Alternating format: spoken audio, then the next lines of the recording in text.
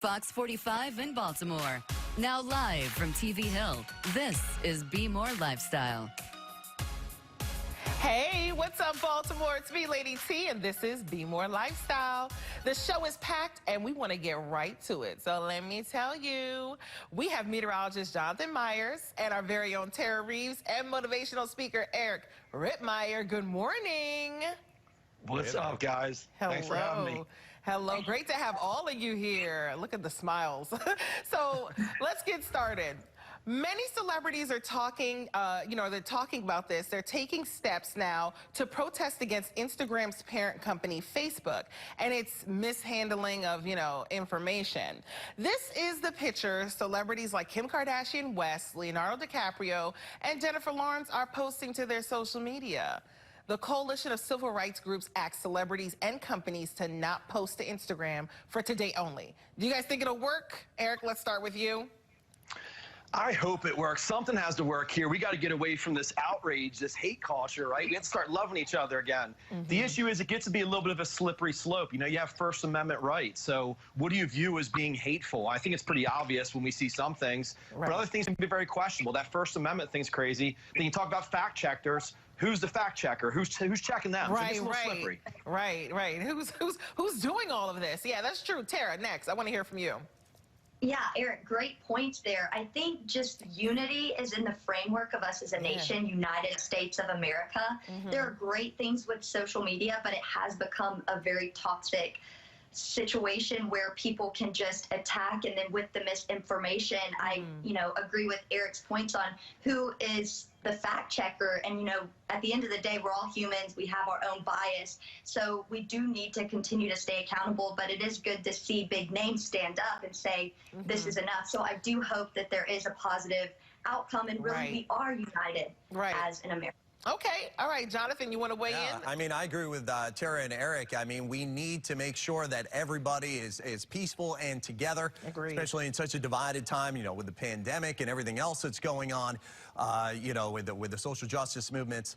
Hopefully this will help a little bit. That's right. United we stand, divided we fall. All right, up next. Now it's time for you to tell it. Will you be posting to Instagram today? Head to foxbaltimore.com/vote to weigh in.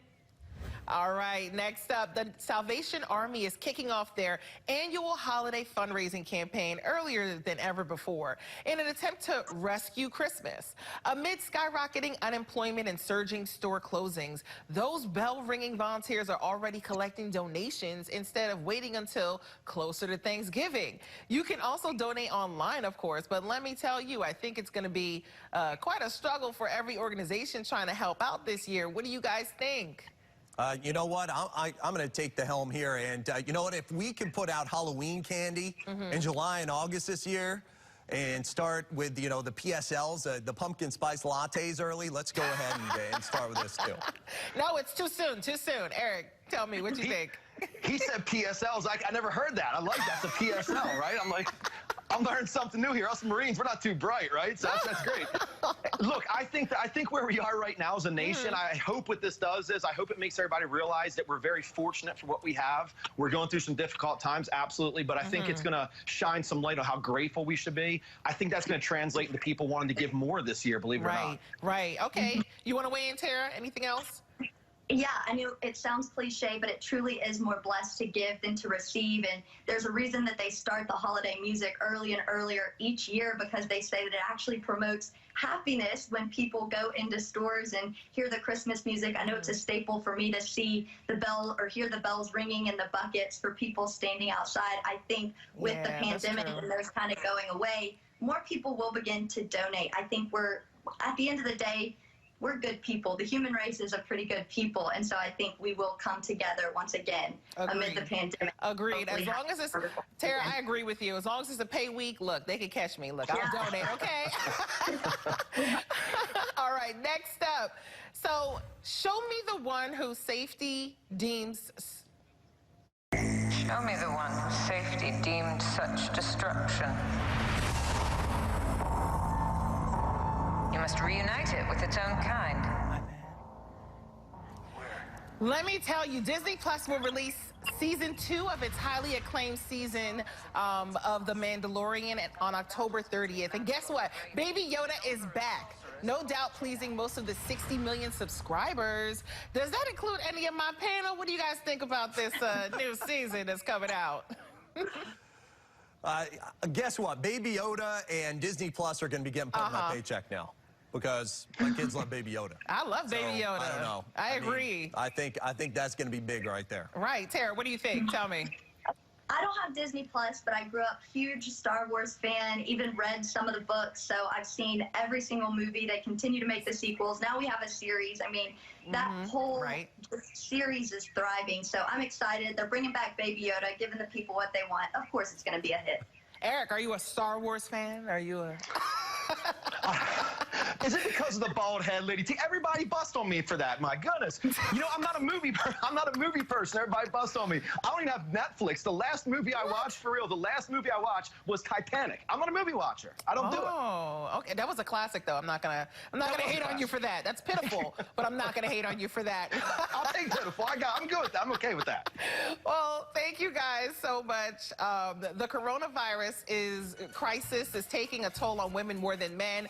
How women can unload the mental burden of everything happening in schools and out and about. This is BMore Lifestyle.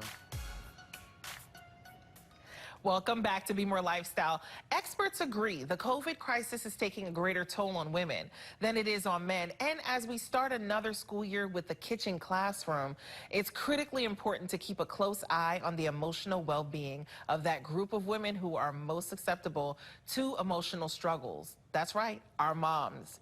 Back with us now, author, former Marine and emotional toughness expert, Eric Rittmeyer. He's here with some help. Hello, Eric, how are you? I'm great, Lady T. I can't get over the whole bald head comment from before. I'm just scarred by that, you know? What do you mean? You said I'm not a movie watcher. I mean, come on, I've been called a lot of stuff. Look, I was quite disappointed, but, you know, I loved you enough to bring you back on for this segment. It's all love. All love. It's like, I'm kidding. No, but so tell me, you got a lot to talk to us about today. What are your ideas for keeping moms sane throughout all of this?